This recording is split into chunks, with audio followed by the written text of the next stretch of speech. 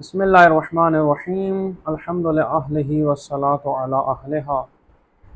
مومنین کرام، تذکرہ ہو رہا تھا امام حسین علیہ الصلوۃ والسلام کا۔ ہم نے دیکھا کہ قرآن میں کیا مقام ہے مولا حسین کا، اور پھر ہم نے احادیث کا جائزہ لیا۔ آج میری خواہش ہے کہ امام حسین علیہ الصلوۃ والسلام کی چند نمایاں خصوصیات آپ کی سماعتوں کی نظر کروں۔ میں آج کل ایک کتاب پڑھ رہا ہوں علامہ باقر کرشی صاحب کی حیات امام حسین۔ اس کے اندر باقاعدہ آپ نے ایک باب رقم کیا ہے خصوصیات امام حسین علیہ الصلوۃ والسلام کے عنوان سے۔ تو اس میں وہ بیان کرتے ہیں کہ امام حسین علیہ الصلوۃ والسلام کی سب سے بڑی خصوصیت یہ تھی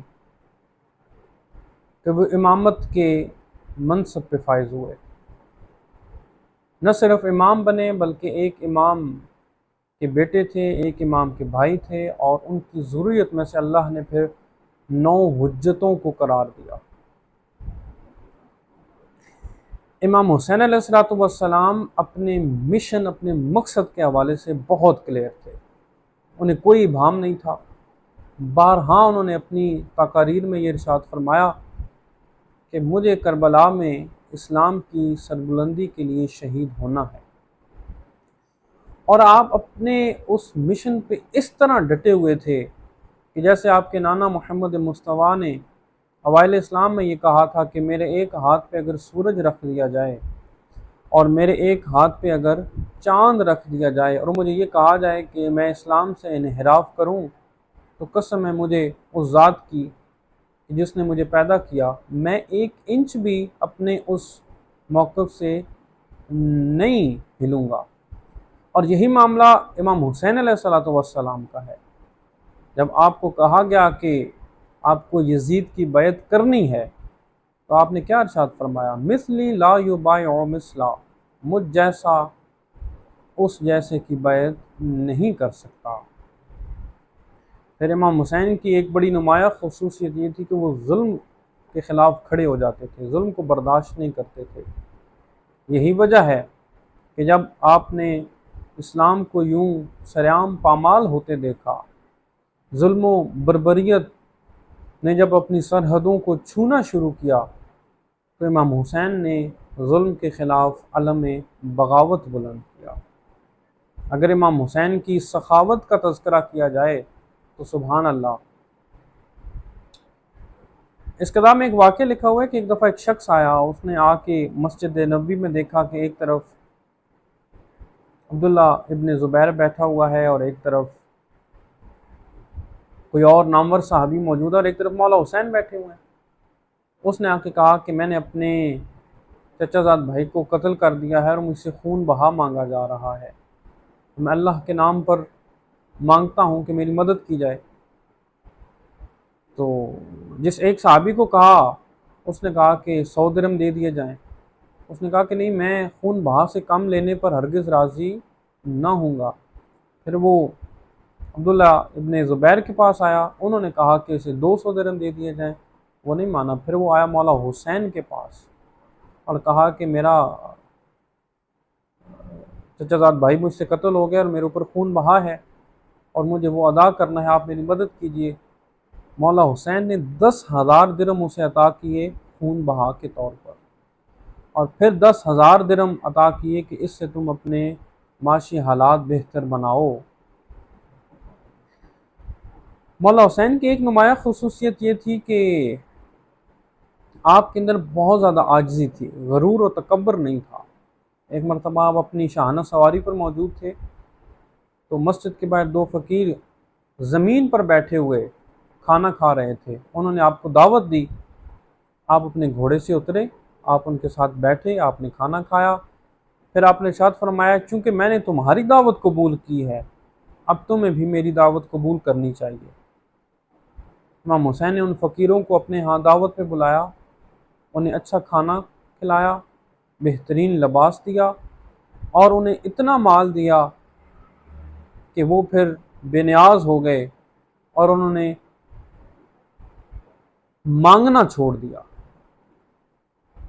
اگر امام حسین کی شجاعت کا اندازہ کیا جائے تو دشمن اس چیز کا اعتراف کرتے ہیں کہ امام حسین کربلا میں 3 دن کے بھوکے پیاسے، لیکن کسی کی جرت نہیں تھی کہ امام حسین کے سامنے کوئی براہ راست آ سکے، یہاں تک کہ جب امام حسین کو اس قدر زخمی کر دیا گیا کہ آپ کربلا کی سرزمین پر موجود تھے اور زخموں سے چور چور تھے، پھر بھی کسی دشمن کی یہ جرت نہیں ہوئی کہ کوئی آ کے آسانی سے آپ کا سر قلم کر سکے، یعنی کہ باقاعدہ یہ ان کے لیے ایک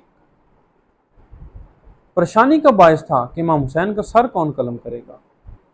اگر امام حسین کے علم کا اندازہ کیا جائے تو آپ کا شمار مدینہ کی چند فقہا اور علماء میں ہوتا تھا، آپ سے احادیث نقل کی جاتی تھی، فقہی مسائل آپ سے پوچھے جاتے تھے۔ اگر